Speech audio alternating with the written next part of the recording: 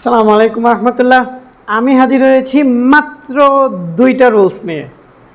Assertive two এক্সক্লেমেটরির দুইটা রুলসই যথেষ্ট solve করার জন্য, আবার এক্সক্লেমেটরি টু অ্যাসারেটিভেরও দুইটা রুলসই যথেষ্ট সলভ করার জন্য। আমরা প্রথমে অ্যাসারেটিভ টু এক্সক্লেমেটরির দুইটা রুলস দেখি। এই দুইটা রুলসে ইনশাল্লাহ সকল অ্যাসারেটিভ টু এক্সক্লেমেটরি কমপ্লিট হয়ে যাবে।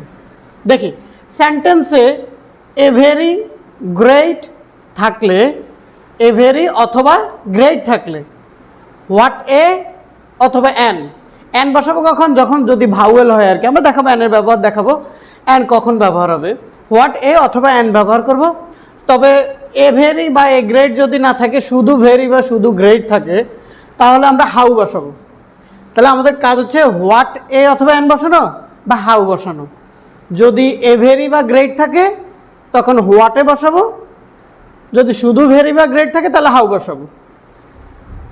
এভাবে বসাবো আর কি। হোয়াট এ বা অ্যান সেন্টেন্সের ফার্স্টে বসবে অথবা হাউ বসবে। এরপরে যে অ্যাডজেক্টিভটা থাকে ওই অ্যাডজেক্টিভটা বসবে, সাবজেক্ট, ভার্ব, বাকি অংশ এবং একটি এক্সক্লামেশন মার্ক। ওইটা না দিলে কিন্তু পুরোটা হওয়ার পরও কেটে দিতে পারে কিছু কিছু টিচার। আমরা যদি ইন্টারোগেটিভ সেন্টেন্স করি তখন কিন্তু শেষে একটি প্রশ্নবোধক চিহ্ন দিতে হবে, আর যদি আমরা এক্সক্লেমেটরি সেন্টেন্স করি তখন কিন্তু শেষে একটি আশ্চর্যবোধক চিহ্ন দিতে হবে। প্রথম এক্সাম্পলটা একটু দেখি। It presents a very beautiful site. আমরা কি বলছিলাম? যদি এ ভেরি থাকে তাহলে আমরা হোয়াটে দেব। এখানে বলছি হোয়াটে। এ ভেরি থাকলে হোয়াটে। এরপর হচ্ছে অ্যাডজেক্টিভ। এরপরে কি বলছি? অ্যাডজেক্টিভ। দেখো, মানে এ ভেরির পরের অংশ আর কি। এ ভেরির পরে এই অ্যাডজেক্টিভটা থাকবে। এ ভেরি বিউটিফুল, আমরা সাধারণত ভেরির পরেই অ্যাডজেক্টিভটা থাকে, এটা খেয়াল রাখলেই হবে। ভেরি বা গ্রেটের পরে দিয়েই অ্যাডজেক্টিভটা থাকবে। এই যে বিউটিফুল, বিউটিফুল শব্দটা হচ্ছে অ্যাডজেক্টিভ। তাহলে what a beautiful site, what a beautiful site. এরপরে বলছি সাবজেক্ট, সাবজেক্ট হচ্ছে ইট। এরপর বলছি ভার্ব, ভার্ব হচ্ছে প্রেজেন্টস, এ প্রেজেন্টস। যদি বাকি অংশ থাকে তো লিখবে, এখানে আর বাকি অংশ নাই। অর্থাৎ এ ভেরির পরিবর্তে what a beautiful site, beautiful site, it presents, it presents, আশ্চর্যবোধক চিহ্ন।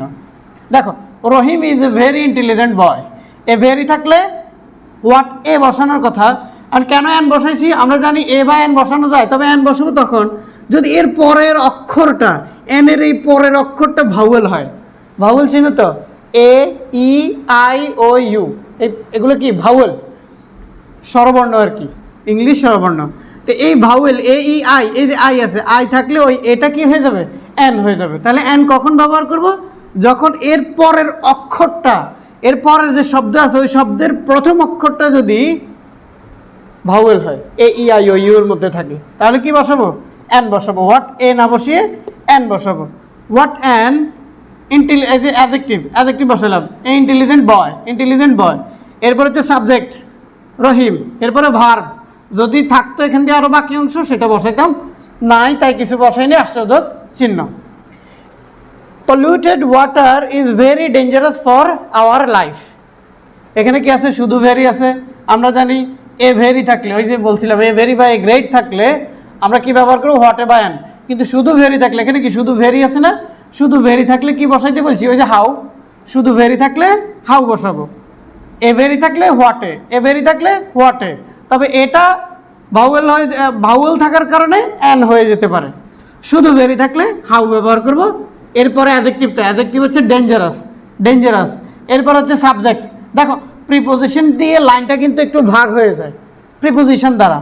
আর আমরা বলছি অ্যাডজেক্টিভটা আনি বসাবো, তাহলে হাউ, হাউয়ের পরে অ্যাডজেক্টিভটা আনি বসাবো। এরপরে সাবজেক্ট, হ্যাঁ, পলিউটেড ওয়াটার, এই যে সাবজেক্ট। এরপরে ভার্ব। এরপরে বলছিলাম বাকি অংশ যদি থাকে, A for our life, for our life, বাকি অংশ যদি থাকে। আর প্রিপোজিশন দিয়ে লাইন ভাগ হয়, এটা মাথায় সেভ করে রাখো, এটা আমাদের অনেক কাজে লাগবে সামনে। তাহলে এ প্রিপোজিশন পর্যন্ত আমি বুঝাইতে চাইছি ভেরি এর পরেই অ্যাডজেক্টিভটা থাকে। ওকে, আমরা তো ভেরি থাকলে হাউ ব্যবহার করলাম, এরপরে অ্যাডজেক্টিভটা আনলাম। এই ফর আওয়ার লাইফ এটাকে বলে এক্সটেনশন, এটি পরে বসবে, এটি বাড়তি অংশ, বাকি অংশ এটা পরে বসবে। এই সাবজেক্ট আসবে, সাবজেক্ট হচ্ছে পলিউটেড ওয়াটার, এটা আসবে দূষিত পানি, পলিউটেড ওয়াটার, এটা সাবজেক্ট হিসেবে আসলো। এরপরে ভার্বটা আসলো। এরপরে যদি বাকি অংশ থাকে, এই যে আছে তো for our life, for our life, ঠিক আছে? তাহলে প্রথম রুল শুধু একটাই, সেটা হচ্ছে যদি এ ভেরি থাকে হোয়াটে, আর যদি শুধু ভেরি থাকে তাহলে হাউ। এরপরে অ্যাডজেক্টিভ, সাবজেক্ট, ভার্ব, বাকি অংশ এবং একটি আশ্চর্যবোধক চিহ্ন। সেকেন্ড রুলস, সেন্টেন্সে আই উইশ বা উই উইশ এগুলো থাকলে এর পরিবর্তেই, অর্থাৎ আই উইশ বা উই উইশ উঠে যাবে, এর পরিবর্তেই ইফ ব্যবহার করবে। আর যদি হ্যাড থাকে সেন্টেন্সে একটা হ্যাড থাকলে ওই আই উইশ বা উই উইশের জায়গায় হ্যাড বসে যাবে। তাহলে আই উইশের স্থলে বসবে, ওই হ্যাড থাকলে সেটি আই উইশের স্থলেই বসে যাবে।